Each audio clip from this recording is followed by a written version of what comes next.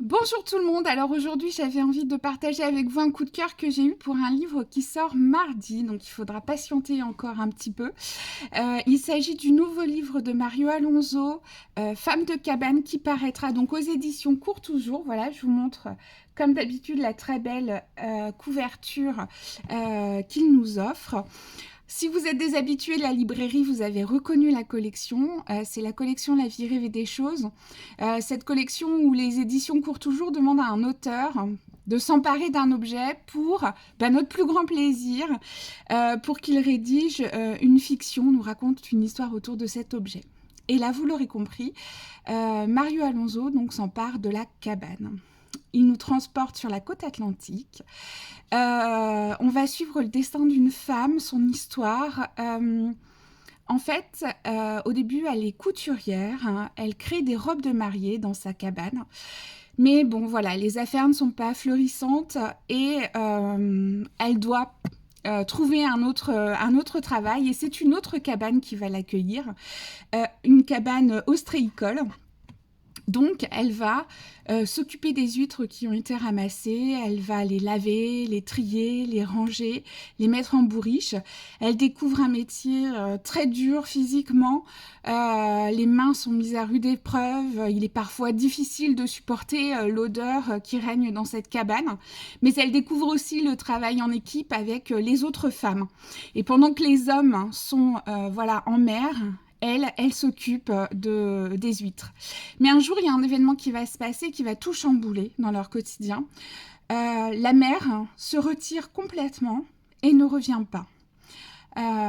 Et c'est le moment de la bascule. D'ailleurs, sa fille décide de ne plus être fille et d'être garçon. Il va, avec son compagnon, remonter l'entreprise de sa mère de robe de mariée qui va très bien marcher, qui va se développer. Et en fait, c'est le début de plein de chamboulements dans la vie de cette femme. Et alors qu'au début du roman, on est sur quelque chose d'assez mélancolique, de parfois difficile, où on nous décrit la vie sur cette île de l'océan Atlantique, une vie assez isolée, assez rude. Et bien petit à petit, l'espoir arrive dans la vie de cette femme, un espoir ponctué aussi par l'arrivée d'un étranger et la possible nouvelle histoire d'amour qui s'offre à elle. C'est un livre très court, comme d'habitude dans cette collection, mais extrêmement riche, avec plein de sujets qui sont abordés. Le travail, la condition des femmes, l'amour, la violence de certains milieux, etc. Et évidemment, la mer, les huîtres, donc tout ce qui tourne autour de la nature.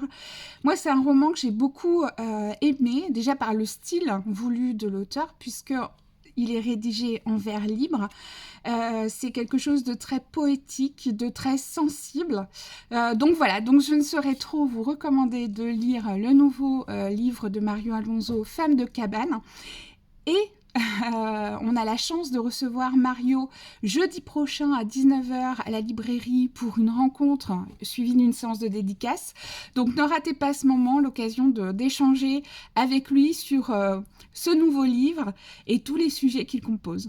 Je vous souhaite une bonne journée et de belles lectures.